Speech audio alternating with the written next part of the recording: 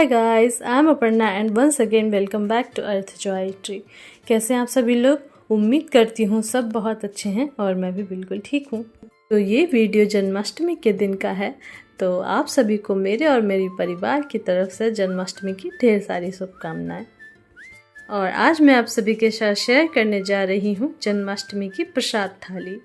लड्डू गोपाल जी के प्रसाद के लिए मैंने बनाया था धनिया पंजीरी, मूंग दाल का हलवा, साबूदाने मखाने की खीर, पंचामृत, माखन मिश्री।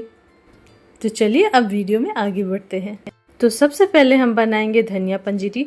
धनिया पंजीरी बनाने के लिए मैंने जो धनिया लिया है उसको अच्छी तरीके से मैंने पहले से ही साफ़ कर लिया था और कुछ ड्राई फ्रूट्स को मैंने पहले से ही कट करके रख लिया था, जिनका यूज़ हम पंजीरी बनाने में, मूंग दाल का हलवा बनाने में, पंचामृत बनाने में और खीर बनाने में करने वाले हैं। तो यहाँ पर हम पंजीरी बनाने के लिए एक पैन लेंगे साफ़, और जैसे ही पैन गर्म हो जाएगा तो मैंने इसमें डाल दिया था धनिया को हम ऐसे ही लगातार चलाते हुए भून लेंगे। आपको इसे तब तक भूनना है जब तक कि धनिया थोड़ा सा हाथ से टूटने ना लग जाए। और आप देख सकते हैं धनिया जो है यहाँ पर अच्छी तरीके से भूनकर तैयार हो गया है। तो अब हम इसे साइड में रख देंगे ठंडा होने के लिए।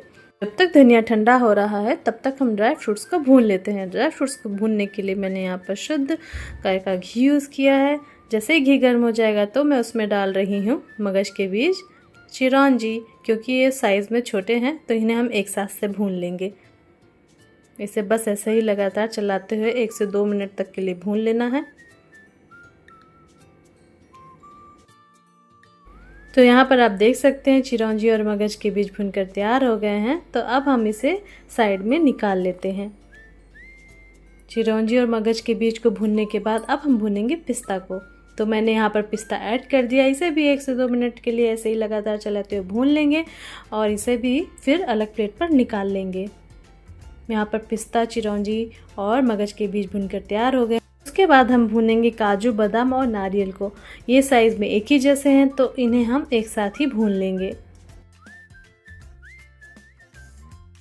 इन्हें भी हमें ज़्यादा देर तक नहीं भूनना है, बस 1 से 2 मिनट तक के लिए भूनना है।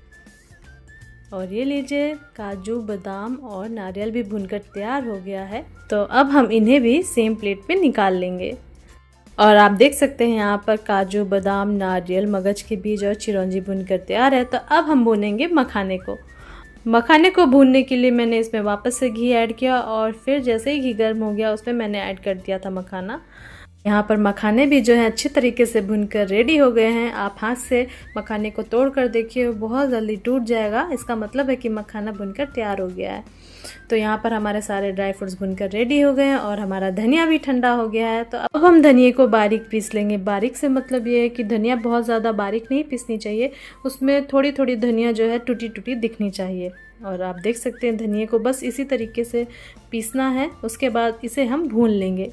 धनिया की पंजीरी बनाने के लिए धनिया का भूनना बहुत ज़रूरी है। तो धनिया को भूनने के लिए मैंने यहाँ पर 2 से 3 चम्मच घी यूज़ किया था। और जैसे ही घी गर्म हो गया था मैंने उसमें डाल दिया था धनिया को हम धीमी आंच में भूनेंगे और बस ये थोड़ा सा जब कलर चेंज कर दे तो इसका मतलब है धनिया जो है भुनकर तैयार हो गया है। धनिया को आपको बस ध्यान रखना है कि बहुत ही स्लो आँच में भूनना है, लगातार चलाते हुए भूनना है।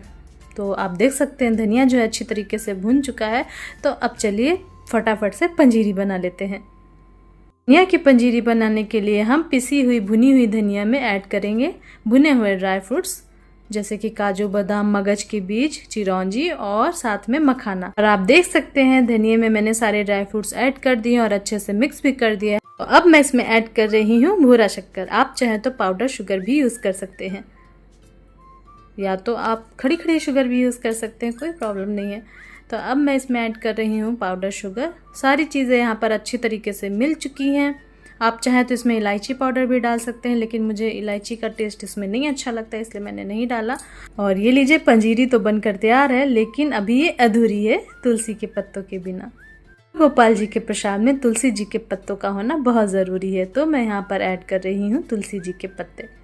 इन्हें भी हम डालकर मिक्स कर देंगे और बस हमारा धनिया पंजीरी बनकर रेडी हो गया है। तो चलिए अब फटाफट से पंचामृत बना लेते हैं।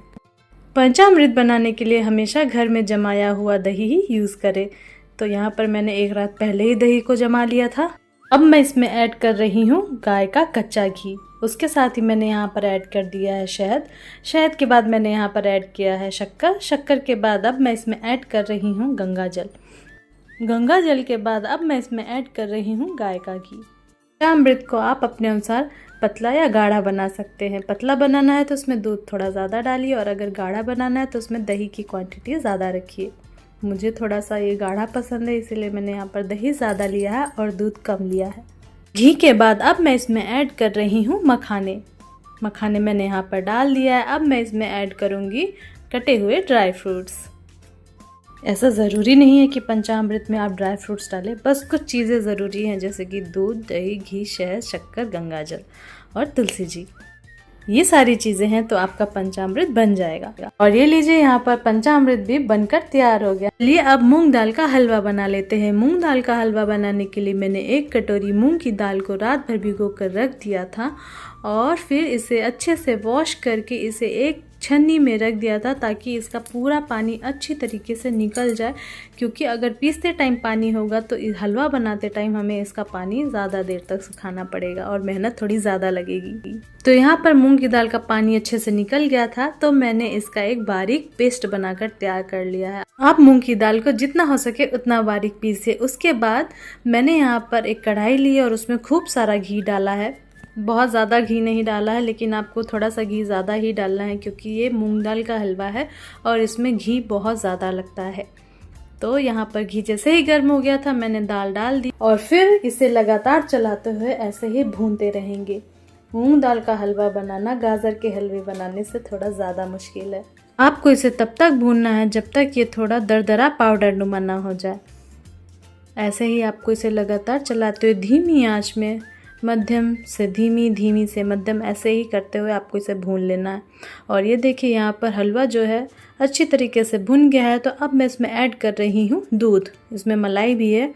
मैंने यहाँ पर ताज़ा मलाई वाला दूध यूज़ किया है। आप चाहें तो खोए का भी यूज़ कर सकते हैं, लेकिन ध्यान रहे खोए की क्वांटिटी थोड़ी कम रखिएगा, अदरवाइज़ इसमें दाल का स्वाद कम, खोए का स्वाद ज़्यादा आएगा। और बस दूध डालने के बाद इसे और फिर भूनना है, भूनते ही रहना है जब तक कि दूध थोड़ा सा दाल में सूख ना जाए। उसके बाद मैं इसमें ऐड कर रही हूँ केसर वाला पानी। केसर वाला पानी डालने से थोड़ा सा कलर अच्छा आता है और टेस्ट भी बढ़ जाता है। तो यहाँ पर मैंने डाल दिया है केसर वाला पानी। नहीं है केसर तो कोई बात नहीं, आप मत डालिए, बिल्कुल मत डालिए, ज़रूरी नहीं है इसे डालना। इसे डालने के बाद इसे और ऐसे ही लगातार चलाते हुए भून लेंगे। इसका पानी एकदम से सुखा लेंगे। उसके बाद इसमें ऐड करेंगे शक्कर। तो यहाँ पर मैं डाल रही हूँ स्वाद अनुसार शक्कर। आप शक्कर अपने स्वाद अनुसार कम या ज़्यादा डाल सकते हैं। तो यहाँ पर मैंने शक्कर ऐड कर दी है और अब शक्कर जैसे ही धीरे धीरे घुलेगी इसमें पानी भी निकलना स्टार्ट हो जाएगा। तो अब हमें शक्कर का पानी भी हलवे में थोड़ा सा सुखाना है और इसे लगातार चलाते हुए भूनना है जब तक कि हलवे में से घी ना निकलने लग जाए। अगर आपको लग रहा है कि हलवे में ड्राइनेस ज़्यादा है, घी कम है, तो आप इसमें थोड़ा सा घी और ऐड कर सकते हैं। मैंने स्टार्टिंग में ही कहा था कि मूंग के दाल में हलवा जो है थोड़ा सा घी सूखता है, तो आप घी ध्यानपूर्वक थोड़ा ज़्यादा डालिए। और ये देखिए चीनी जो है हमारी अच्छी तरीके से डिज़ोल्व हो चुकी है हलवे में और अब बस एक लास्ट काम बाकी है, हलवे में से घी को निकालना। बस इसे लगातार चलाते हुए भूनिए और इस स्टेज पे हलवा जो है बहुत ज़्यादा थिक हो जाएगा तो थोड़ा मेहनत ज़्यादा लगेगी। और अब मैं इसमें ऐड कर रही हूँ इलायची पाउडर। इलायची पाउडर डालने के बाद कुछ भी नहीं डालना और बस इसे ऐसे ही लगातार चलाते हुए भूनते रहना है। और अगर आपके आसपास कोई है तो आप उसे भी ये भूनने वाला काम दे सकते हैं, क्योंकि इस स्टेज तक आपका हाथ जो है जवाब दे जाएगा। और आप देख सकते हैं इस स्टेज पे हलवा जो है बनकर तैयार हो गया है, लेकिन यहाँ पर घी कम है, इस वजह से मैं इसे थोड़ा और भूनूंगी और इसे थोड़ा सा दरदरा कर दूंगी। आप उसी स्टेज पे हलवे को बंद कर दीजिए, क्योंकि अगर आप घी ज़्यादा डालेंगे तो उसी स्टेज पर घी बहुत अच्छे से निकल आएगा और आपका हलवा बनकर तैयार हो जाएगा। लेकिन मैंने घी ज़्यादा नहीं डाला था, इसलिए मैं इसे और भूनूंगी और इसे थोड़ा सा ऐसे दरदरा कर दूंगी। और यहाँ पर देख सकते हैं हलवा जो है बनकर तैयार हो गया है। तो अब मैं इसमें ऐड कर रही हूँ ड्राई फ्रूट्स। ड्राई फ्रूट्स डालने के बाद हम इसे हलवे में अच्छे से मिक्स कर देंगे और बस गैस का फ्लेम बंद कर देंगे। और ये लीजिए हमारा हलवा भी जो है मूंग दाल का बनकर तैयार हो गया है। इसे भी हम साइड में रख देंगे और अब चलिए फटाफट से माखन मिश्री बना लेते हैं। माखन मिश्री बनाने के लिए एक बाउल में हम साफ घी डालेंगे। उसके बाद हम इसमें ऐड करेंगे आइस क्यूब्स। आइस क्यूब्स को घी के साथ इसी तरीके से इसी मोशन में आपको राउंड राउंड तब तक मिक्स करना है, तब तक चलाना है जब तक कि ये थोड़ा सा थिक ना हो जाए और ये माखन का रूप ना ले ले। आपको बस 30 से 40 सेकेंड लगेंगे इसको ऐसे ही मिक्स करने में और ये माखन का रूप ले लेगा। और धीरे धीरे आप देखेंगे कि घी में से मक्खन जो है निकलना स्टार्ट हो गया और आप देख सकते हैं ये मक्खन का रूप ले रहा है। और ये लीजिए यहाँ पर मक्खन जो है निकल कर तैयार हो गया है। तो अब हम इसमें से आइस जो है अलग निकाल देंगे और माखन को एक मटकी में या किसी साफ बर्तन में निकाल कर रख लेंगे।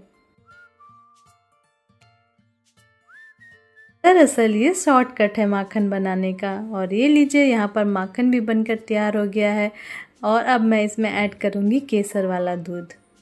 केसर वाला दूध डालने के बाद मैं इसमें ऐड कर दूँगी छोटे छोटे मिश्री के दाने।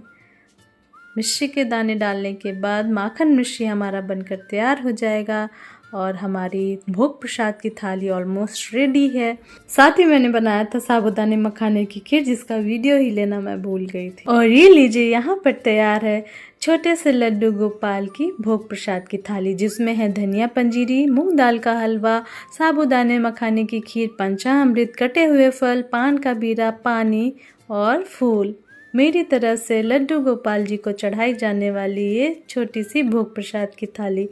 मुझे उम्मीद है उन्हें ये प्रसाद बहुत पसंद आया होगा और आपको भी ये वीडियो बहुत अच्छी लगी होगी। अगर आपको वीडियो अच्छी लगी हो तो प्लीज़ लाइक, शेयर और सब्सक्राइब ज़रूर कर दीजिएगा। मिलते हैं नेक्स्ट वीडियो में, तब तक अपना खूब सारा ख्याल रखिएगा। Thanks for watching. Bye bye.